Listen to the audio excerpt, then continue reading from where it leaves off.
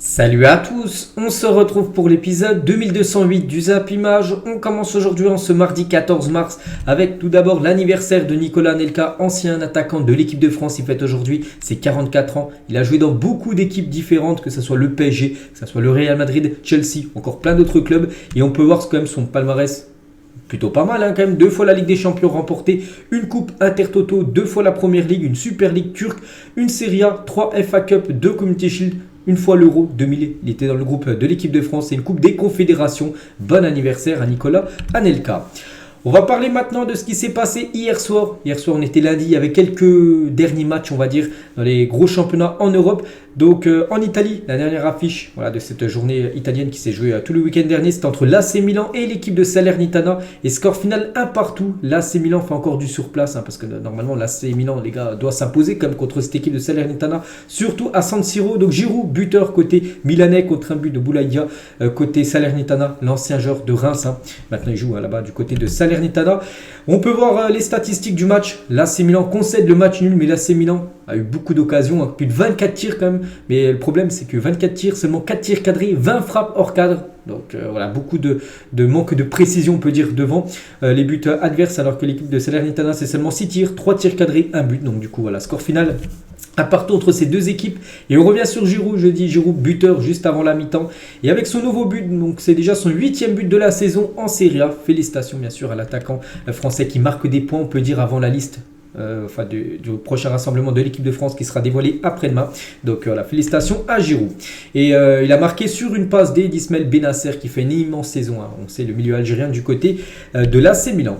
Regardez aussi cette photo entre deux légendes, Zlatan Ibrahimovic et Franck Ribéry. Donc Franck Ribéry a pris sa retraite, sa retraite de footballeur, mais hier il était présent du côté de San Siro. On peut voir toujours avec la veste de Salernitana. Et les deux se sont retrouvés parce que se sont souvent affrontés dans le passé.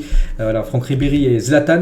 Et à eux deux, les gars, c'est plus de 1790 matchs à eux deux. Et plus de 749 buts également à eux deux. Deux légendes du football, Zlatan et Franck Ribéry. Du coup, avec ce dernier résultat de cette 26e journée en Italie, tous les matchs ont été joués. Et du coup, le classement, donc l'AC Milan avec ce match nul, ça fait pas trop l'affaire pour eux. Du coup, il reste à cette 4e position et l'équipe de Salernitana actuellement est 16e de ce championnat italien. Direction l'Espagne, il y avait aussi un match hier, c'est entre Girona contre l'Atlético Madrid et c'est Madrid qui est parti s'imposer en Catalogne. Girona, c'est pas loin de Barcelone en gros. Du coup, l'Atlético s'est imposé 1-0 du côté de Girona. Morata, l'unique buteur du match à la 91e minute du match, en toute fin de partie, il a été buteur, l'attaquant espagnol. On peut voir les stats de la partie. Donc les tirs cadrés, c'est la même chose, 4 tirs cadrés pour les deux équipes et c'est l'Atlético qui a été plus efficace que l'équipe catalane.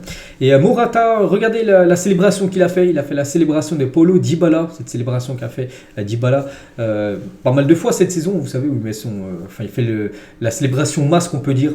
Morata a fait la même célébration que Dybala hier. Du coup, vu que c'était le dernier match de cette 25e journée de Ligue 1, on peut voir tous les résultats qui se sont joués. On peut voir bien sûr la victoire du Real ou même la victoire du FC Barcelone. Et du coup, ce classement, ça bouge pas. Toujours le Barça, plus 9 points d'avance sur le Real Madrid. N'oubliez pas que le prochain match, dimanche prochain, le Barça reçoit le Real Madrid, un match déterminant, on peut dire, quasiment pour remporter ce championnat espagnol. Il reste encore 13 journées du côté de la Liga. Et on revient en France, il y avait aussi un match de Ligue 2 hier entre l'équipe de Metz et l'équipe du Havre. Et donc il y a eu score final 1 partout. Donc Mazic et Richardson ont été les deux buteurs de cette rencontre. Donc malgré ce nul, les Havrais conservent tout de même 9 points d'avance sur son dauphin Bordeaux. Donc ça sent bon quand même pour la Ligue 1. Pour cette équipe du Havre, on peut voir les stats de la partie. C'est quasiment kiff-kiff en tir cadré. Voilà, le score est plutôt logique, ce score du match nul. Et le Havre avec ce nouveau match sans défaite, vu que c'est un nul. Donc le Havre enchaîne comme un 25e match d'affilée sans défaite en Ligue 2. Donc c'est plutôt pas mal quand même ce qu'est en train de réaliser cette équipe du Havre. Et les Havrais ne sont plus qu'à un match d'égaler le record de Beauvais, 26 matchs d'affilée sans perdre en Ligue 2. C'est le record absolu de la Ligue 2, de nombre de matchs sans perdre. Beauvais, 26 matchs. Donc ils sont à 25. Donc le prochain match du Havre, ça sera contre Saint-Etienne. Donc à Saint-Etienne en plus, une équipe qui revient quand même, qui est plutôt pas mal sur cette année 2023 Saint-Etienne. Donc le gros match des Havrais qui se jouera samedi à 15h. Et toujours avec cette équipe du Havre, on va parler de Richardson, le buteur du Havre, qui a égalisé hier. Hein. Donc il a marqué 28 secondes après le retour des vestiaires. Il y avait 1-0 à la mi-temps pour cette équipe de Metz. Dès la reprise de la deuxième période, 28 secondes après, il a été buteur et égalisé. Après, le score n'a plus bougé. Et côté Messin, on a parlé du Havre. Hein. Ça faisait plus de combien 25 matchs qu'ils n'ont pas perdu. Mais côté Messin, eux aussi, c'est sur une très bonne série. Hein. Metz n'a perdu aucun de ses 14 derniers matchs de Ligue 2. Donc, il reste sur 8 victoires, 6 matchs nuls, 0 défaite. Donc, actuellement, ils sont combien? Metz, ils sont 4e. Ils peuvent encore viser la deuxième place parce que le Havre, je pense qu'ils vont terminer premier et monter en Ligue 1. Et après, ça va se jouer entre Bordeaux 47, Sochaux 46 et Metz 45. Après, il y a Bastia. Bon, il reste encore 11 journées. Donc, voilà, tout reste jouable. Voilà pour la montée, on va dire, en Ligue 1 saison prochaine. N'oubliez pas que c'est seulement les 2 premiers qui montent. Il n'y aura pas de play-off, hein, comme ça a été le cas les années précédentes. Aujourd'hui, on est mardi. Et mardi, souvent, c'est synonyme de Ligue des Champions. Voilà les affiches du jour et aussi de demain. Donc ce soir, les gars, ça sera l'équipe de Manchester City contre l'équipe du RB Leipzig et aussi Porto contre l'équipe de l'Inter. N'oubliez pas au match aller, Inter s'est imposé 1-0 contre Porto et Leipzig City, il y avait eu 1-1. Donc tout reste jouable, vraiment. N'importe quelle équipe peut se qualifier ce soir. Donc on revient rapidement sur le City Leipzig du match aller où City, on sait que c'était Riyad Mahrez qui avait été buteur et après l'égalisation de Gvardiol. Chacun, je me souviens, a eu sa mi-temps. Hein. City avait eu la première mi-temps totalement dominée et la deuxième avait été bien meilleure pour Leipzig qui avait égalisé. Donc maintenant, ça allait être Stadium. C'est du côté de Manchester City ce match maintenant déterminant vu que c'est le match retour. Donc bonne chance aux deux équipes et on peut voir les compos probables. Donc côté Manchester City, bien évidemment, Haaland devrait commencer titulaire. Même Jack Grealish en grande forme actuellement. Riyad Mahrez aussi devrait commencer titulaire.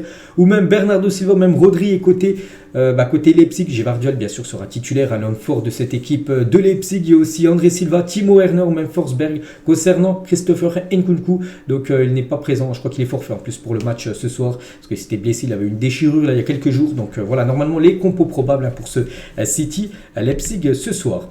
Et concernant l'autre match entre l'équipe de Porto, tiens, l'entraînement, les Portugais, l'entraînement hier avant d'affronter l'Inter. N'oubliez pas que l'Inter, un petit avantage.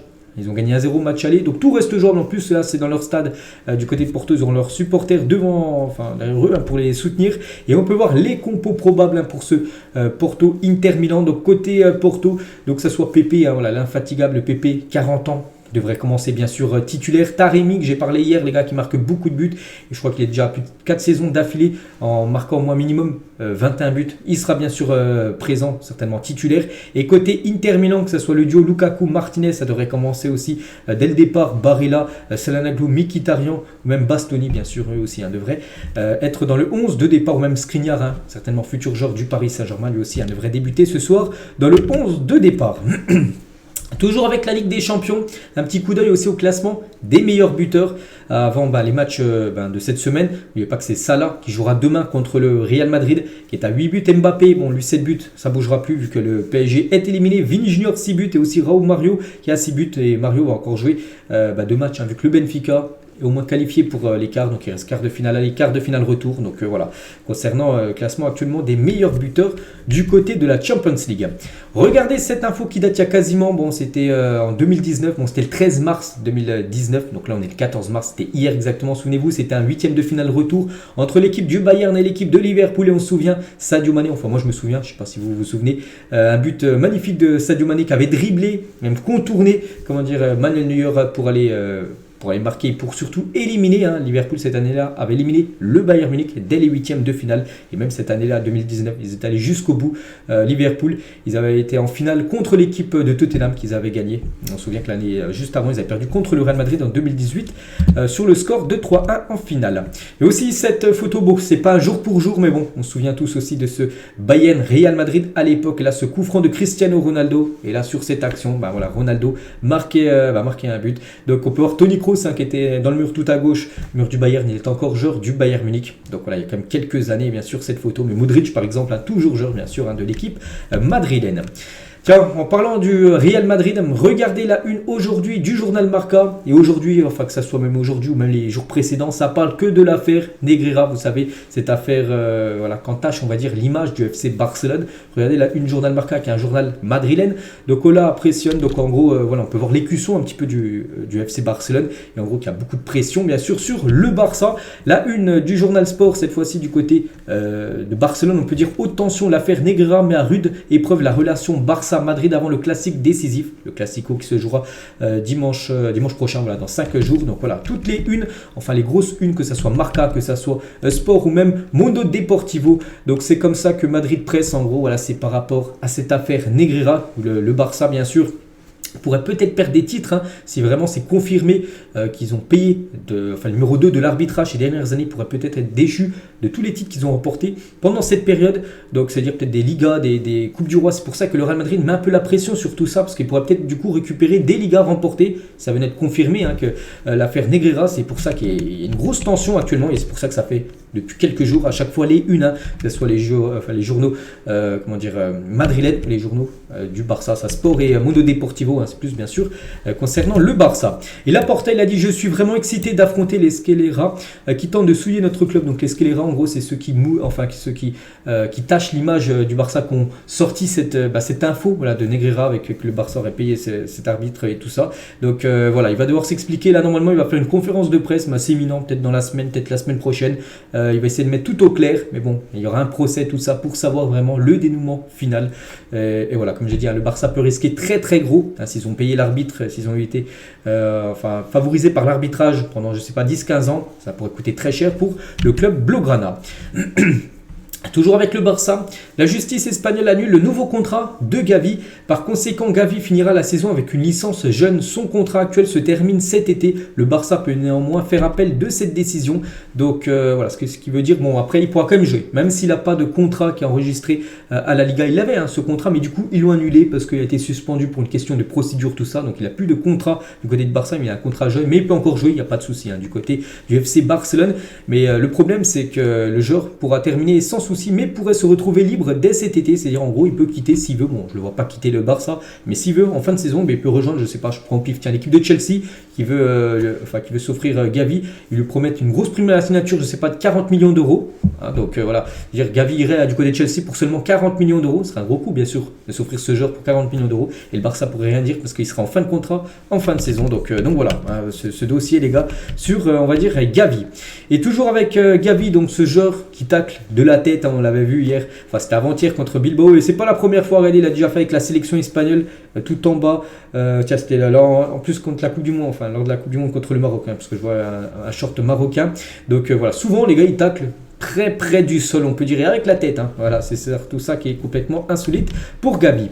Toujours du côté du FC Barcelone, le Barça veut prolonger le contrat d'Ousmane Dembélé. Sa clause libératoire descendra à 50 millions d'euros à partir de cet été. Souvenez-vous, il avait prolongé, c'était l'été dernier. Il avait une clause l'été dernier à 100 millions d'euros pendant le mercato estival 2022. Et là, à partir du 1er juillet, sa clause, c'était dans son contrat, elle est divisée par 2, et du coup 50 millions, c'est dire là, cet été, un club est intéressé, je sais pas, je prends le PSG, veut acheter Dembélé, ils peuvent l'acheter, sa clause libératoire à 50 millions d'euros.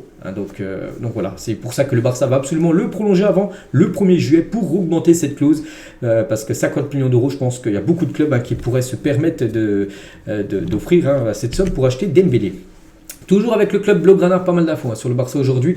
Donc Pedri devrait débuter contre le Real Madrid dimanche, vu qu'il était forfait les derniers matchs du côté du Barça. L'idée est qu'il joue 70-75 minutes. Voilà, une grande partie du match qu'il pourrait jouer. Il laisserait sa place en fin de match. Et voilà, donc concernant cette rencontre, ce classico là dans quelques jours. Et toujours avec le Barça, ce défenseur Araujo a rejoint Rentistas à l'âge de 17 ans alors qu'il était encore attaquant. Ses entraîneurs ont finalement décidé de le convertir en tant que défenseur central. Il a quand même réussi à marquer 7 buts en 17 matchs avec Rentistas avant de rejoindre le Barça et de devenir progressivement l'un des meilleurs défenseurs au monde. Donc voilà, incroyable. Avant c'était un attaquant, il jouait en pointe avant. Puis du coup il a été plutôt rétrogradé, on va dire, un petit peu plus en bas dans l'équipe, en gros en défense. Puis maintenant, voilà, c'est l'un des meilleurs défenseurs au monde, le défenseur uruguayen.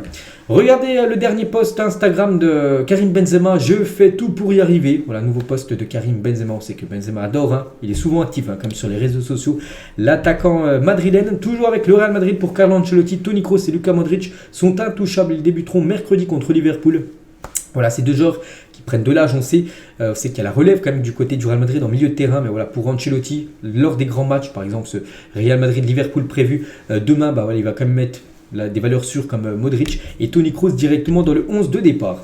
Eder Militao, par rapport à ce match, demain, il a dit: la nuit à Liverpool a été l'une des plus incroyables de ma vie sportive. Gagner 5-2 là-bas et marquer un moment unique pour tout footballeur. C'est vrai que je me souviens, il a été buteur, souvenez-vous, dès la reprise de la deuxième période, un but de la tête qui avait permis au Real Madrid, pour la première fois du match, de mener. Ils menaient 3-2. Après, ils ont même gagné 5-2 cette rencontre. Donc, ça a été une nuit magnifique. Mais bon, le Real Madrid commencera demain le match comme s'il y avait 0-0. Surtout ne pas prendre ce match de haut à cette équipe de Liverpool, parce que c'est quand même Liverpool en face.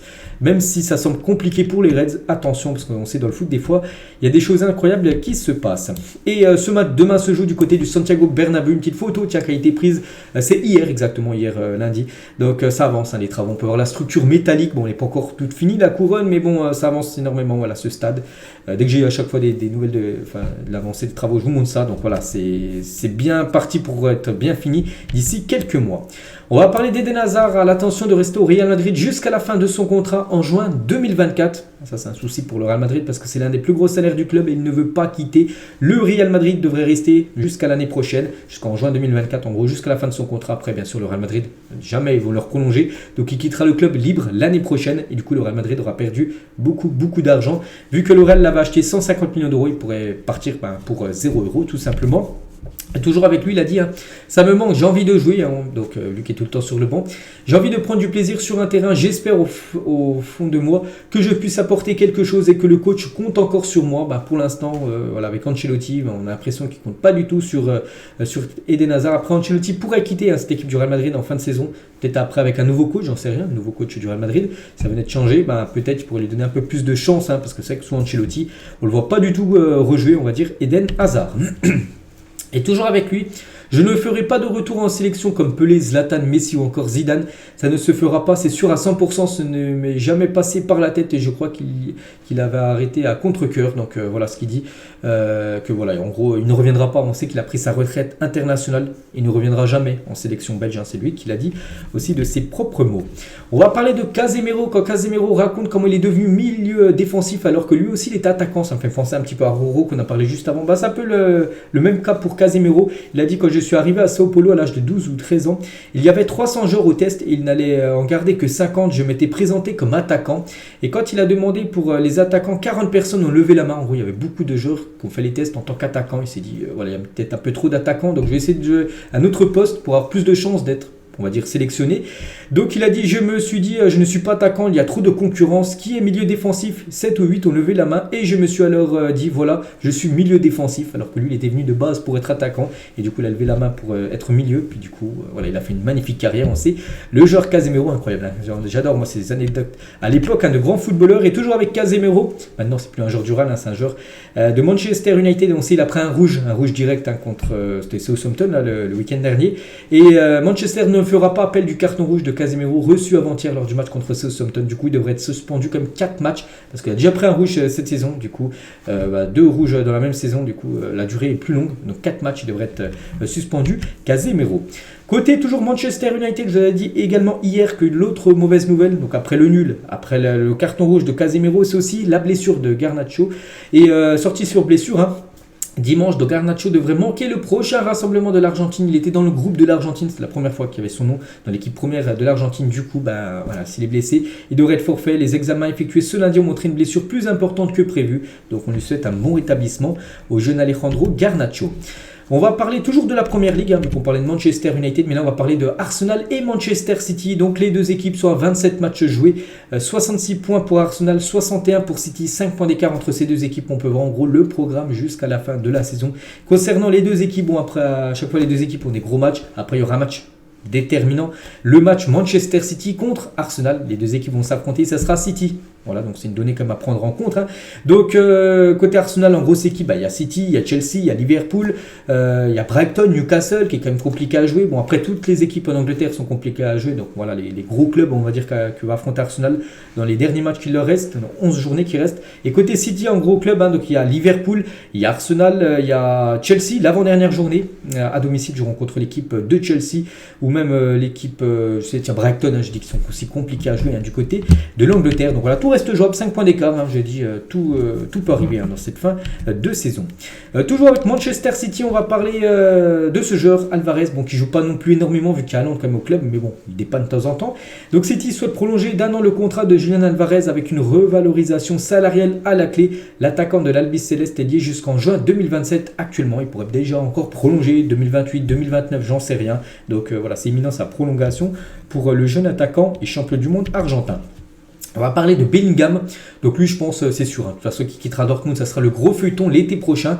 Le Real Madrid a intensifié ses discussions avec le clan de Jude Bellingham. Et en gros, on va le savoir très prochainement. Normalement, ça sera quoi son futur? Parce qu'une décision sur l'avenir de Jude Bellingham devrait être prise fin mars ou début avril. On est comme le 14 mars. Donc d'ici, je sais pas, 2-3 semaines, il dira certainement où il veut jouer la saison prochaine. On ne le voit pas rester. Je dis à Dortmund, ça devrait être soit le Real Madrid, soit Liverpool ou soit City. Je pense que ça se jouera entre un de ces trois clubs-là. Ce joueur aussi, qu'on parle beaucoup en France, c'est Balogun. Donc Leeds, Milan c'est l'OM et Gladbach ont tous manifesté leur intérêt auprès d'Arsenal pour Folarin Balogun. Le Stade de Reims est conscient de ne pas pouvoir le signer définitivement parce que voilà, il coûterait trop cher, bien sûr, et reste pessimiste pour un second prêt. En gros, ça va être compliqué de l'avoir une deuxième fois en prêt. Surtout Arsenal savent qu'il fait une énorme saison. Ils savent que son joueur, la valeur marchande a complètement va up, voilà, vraiment, il coûte très très cher.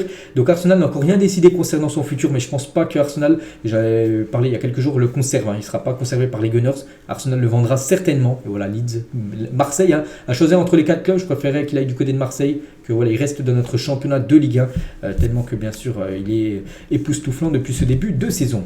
Concernant Christopher Nkunku, deviendra un nouveau joueur de Chelsea à la fin de la saison. Le Français quittera Leipzig, compte 60 millions d'euros environ. Souvenez-vous, on a déjà parlé, ça fait depuis quand même 5-6 mois que c'est quasiment sûr. En fin de saison, il rejoindra l'équipe de Chelsea. Il a déjà passé une visite médicale secrète, je me souviens, je l'ai dit, j'en ai parlé, c'était je crois peut-être octobre, un mois après la fin du mercato estival. Donc j'avais dit que l'année d'après, donc en 2024, il rejoindra Chelsea. Donc voilà, ça sera fait les gars, fin de saison, il rejoindra l'équipe des Blues, Christopher Nkunku. Concernant Victor Osimhen, les clubs intéressés par Victor Osimhen, il y a du beau monde, donc déjà il y a les deux Manchester, Chelsea et le Paris Saint-Germain. Il faudra compter au moins 100 millions d'euros. Minimum, vraiment, ça c'est minimum, ça peut même monter beaucoup plus, 120, 130, 140 millions d'euros pour s'offrir Victor Osimhen. Après lui, son rêve c'est de jouer en Première Ligue. Donc voilà, le PSG, voilà, pas trop l'avantage par rapport aux 3 autres clubs. Après, on sait que le PSG peut recruter n'importe qui. Ils ont recruté Messi, Neymar, Mbappé, ils peuvent recruter n'importe quel joueur, on le sait tous, le PSG. Donc voilà, le feuilleton Osimhen. Donc voilà, ça serait une grosse rentrée d'argent, bien sûr, pour l'équipe de Naples, mais ils perdront bien sûr leur meilleur attaquant. Leandro Paredes devrait revenir au PSG à la fin de la saison d'après Fabrizio Romano. Une bonne nouvelle pour le club parisien, je pense pas bien sûr. Donc il était prêté avec une option d'achat de 22 millions d'euros. La Juventus ne va pas lever cette option d'achat, donc du coup il va revenir du côté du Paris Saint-Germain. Donc je pense que le PSG va de nouveau soit le prêter ou soit être vendu définitivement. Le champion du monde Paredes.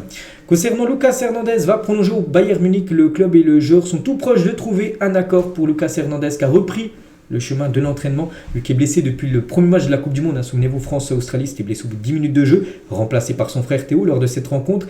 Et du coup, il avait les ligaments croisés. Du coup, il a repris l'entraînement, mais je suis même pas sûr qu'il va reprendre la compétition. Il a repris l'entraînement, mais bon, ça prend du temps à revenir en forme, tout ça. Donc voilà, il devrait quand même prolonger la voiture du côté du Bayern. Et toujours avec le Bayern, et c'est officiel, le Bayern et le Los Angeles FC signent un partenariat. L'objectif de la coopération est de travailler ensemble pour promouvoir des jeunes talents internationaux. Voilà, une petite info concernant ces deux clubs, on va dire en négociation les deux. Donc de temps en temps, il y aura peut-être des joueurs qui iront dans l'autre club, tout ça, vice-versa, on va dire. On va parler de Kolasinac et cadre de la défense phocéenne. Kolasinac s'est vu proposer une offre de prolongation de 2 ans par les dirigeants de l'Olympique de Marseille. Il arrivera à l'issue de son contrat en juin prochain, là, dans quelques semaines, c'est la fin de son contrat. Et du coup, il pourrait peut-être prolonger de 2 saisons de plus, c'est ce qui se dit actuellement. Et toujours avec Kolasinac, aurait été recruté par l'OM sur les conseils de Matteo Guendouzi, son ancien coéquipier du côté d'Arsenal. Il aurait vanté à Pablo Longoria un joueur extraordinaire humainement et dont la mentalité correspond parfaitement à l'OM. Donc voilà, je trouve que c'est un bon joueur et je pense que Marseille doit le prolonger. Juste quand je pense à lui, c'est son action, sa tête, je me souviens, manqué contre Tottenham en Ligue des Champions, c'est dommage, il aurait pu être le héros des Marseillais en Ligue des Champions cette saison. On va parler d'Hugo Ekitike, voit son avenir au PSG à l'heure actuelle, même s'il a très peu de temps de jeu, il compte rester du côté de Paris. Aucune réflexion n'a encore été fixée pour évoquer son futur du côté de Paris. Donc voilà la situation actuellement du jeune attaquant parisien. Et toujours avec lui, donc était présent aujourd'hui, donc c'était hier exactement, au camp des loges, alors que c'était un jour off pour les joueurs du PSG, en gros un jour de repos après la victoire contre l'équipe, c'était contre qui ils ont joué contre Brest. Donc bon, dimanche il y a eu entraînement, mais lundi, hier, il y avait repos et il était le seul à l'entraînement. Ouais, une petite info concernant Hugo Ekitike. On va parler de Michel Platini, a confirmé sur Roten sans flamme, l'émission de Jérôme Roten sur RMC hier, qu'il ne serait pas candidat à la Fédération française de football pour prendre la présidence en gros de la FFF. Il a dit j'ai dit que je ne reviendrai plus dans les institutions du football, point final, je ne reviendrai pas dans les institutions du foot. Il me semble que la FFF fait partie des instances du football, donc je ne reviendrai pas dans le football ni à la Fédération française. Donc voilà, ça ne l'intéresse pas du tout de devenir le nouveau président de la FFF. Pourtant, il y avait des rumeurs qui circulaient que ça allait peut-être lui. Donc voilà, lui, il a dit que c'est pas possible. Et toujours avec lui, il parle aussi de Noël Le Graët, l'ancien président de la FFF. Je n'ai jamais été un grand fan de Noël Le Graët, mais je pense qu'il restera dans l'histoire du football français comme un très bon président et quelqu'un qui a fait du bien au football. Voilà ce qu'il a pu dire sur l'ancien président sortant Noël Le Graët. Et il parle aussi de la Coupe du Monde. Est-ce que la France méritait de gagner la Coupe du Monde autant en 98 ou 2018? Pourquoi pas? Autant là, j'étais très content que la France puisse gagner. Mais si tu regardes un peu, est-ce qu'on méritait de battre l'Angleterre? Est-ce qu'on était meilleur que le Maroc? Est-ce qu'on a été bon en finale? Ce n'était pas évident. C'est vrai qu'il n'a pas faux. C'est que déjà contre l'Angleterre, on est passé en quart. On a eu très très chaud. On se souvient de penalty loupé. Enfin, c'est loupé de Harry Kane, tout ça. Les Anglais nous avaient vraiment énormément gênés. On était passé, tant mieux. Contre le Maroc, on avait aussi beaucoup de mal. On est passé, on va dire, tant mieux. Et contre l'Argentine, on a failli passer. C'est vrai que ça a été quand même incroyable qu'on gagne cette Coupe du Monde. Tellement qu'on a été pas bon lors de cette finale. Il n'y a rien à dire. On a joué les 20 dernières minutes et c'est pas possible d'être champion du monde en jouant seulement 20 minutes lors d'une finale. Le conseil de la FIFA devrait approuver la création d'un groupe de travail sur la santé des joueurs, les premières mesures étudiées, donc un délai de 72 heures minimum entre deux matchs. Voilà, minimum. Et un jour de repos obligatoire dans la semaine. Donc voilà, le conseil de la FIFA aimerait mettre ça par rapport à toutes les blessures des joueurs. Donc un petit peu moins de matchs et un peu plus de jours de repos. Parce que les entraînements, enfin les entraîneurs, c'est eux qui fixent le programme à chaque fois de la semaine. Ils ne sont pas obligés de mettre des jours de repos. Mais voilà, peut-être pour avoir un jour de repos obligatoire chaque semaine pour tous les clubs professionnels. Bukayo Saka a été nommé meilleur jeune joueur de l'année. Donc c'était hier soir au London Football Award. Félicitations à ce joueur qui fait une immense saison. Le jeune joueur de Arsenal. On va parler de Roberto Mancini, le sélectionneur italien devrait appeler pour la première fois en équipe A l'Italien Andrea Compagno, un joueur de 26 ans qui évolue en Roumanie, dans l'équipe de Bucarest. Les gars, il pourrait être sélectionné là, pour la liste de l'Italie là, qui va être dévoilée très prochainement. Donc il y a encore quelques années, Compagno foulait les terrains amateurs avec Nourezze en Série D, 4e division italienne. Et là, il devrait être appelé par Mancini. Là. Je ne sais plus c'est quand, ça doit être dans la semaine si l'équipe de France dévoile sa liste, Deschamps dévoile jeudi. Ça doit être aussi pareil pour l'Italie. Concernant la liste de l'Algérie, je crois qu'il sera dévoilée samedi, la liste de l'Algérie. Donc Bouhanni, donc un joueur de 18 ans de Nice, a décidé de représenter l'Algérie, sera convoqué pour le prochain rassemblement des Fennecs. Il comptait jusqu'ici 23 sélections avec l'équipe de France jeune, avec l'équipe, je sais pas, U19, tout ça, les jeunes, l'équipe Espoir. Et du coup, il devrait être appelé avec l'Algérie et du coup jouer avec la sélection algérienne dans le futur. Toujours avec Jamel Belmadi, sera aussi très intéressé par Kevin van der Kerkhoff. Donc le joueur de 26 ans a commencé les démarches pour acquérir la nationalité algérienne, celle de son père, parce qu'il est algérien et d'après son nom peut-être néerlandais, je sais pas. Donc voilà, il devrait lui aussi choisir l'Algérie et peut-être Belmadi aussi pourrait peut-être le convoquer là dans quelques jours pour les 2 prochains matchs des Fennecs. On va parler de l'équipe de France. Donc maintenant à 2 jours de la liste de Deschamps, les Bleus continuent de performer sur les pelouses européennes. Voilà quelques joueurs français qui ont été performants lors du dernier week-end comme Mbappé, meilleur buteur de l'histoire de son club en championnat avec Cavani.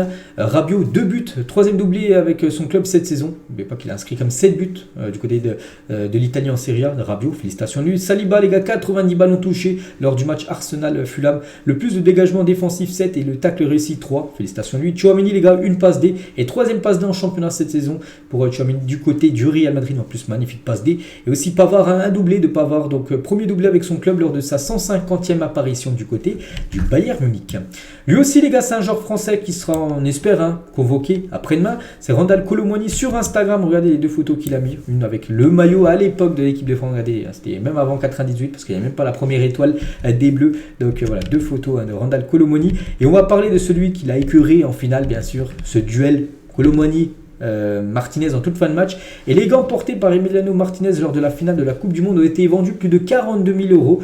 La somme sera reversée aux enfants atteints d'un cancer. Ça c'est un beau geste. On l'a beaucoup critiqué ces derniers temps, mais ça ce qu'il a fait là, c'est très bien ce qu'il a fait. Donc il a dit on ne joue pas tous les jours une finale de Coupe du Monde, mais c'est beaucoup plus important d'aider un enfant que d'avoir mes gants rangés dans une boîte à la maison. C'est pour ça qu'il a mis en vente aux enchères ses gants portés lors de cette finale de la Coupe du Monde. Ils ont été vendus plus de 42 000 euros, je dis reversés à un hôpital pour lutter contre un cancer. Donc voilà, félicitations on peut dire à Emiliano Martinez, pour ça on le respecte.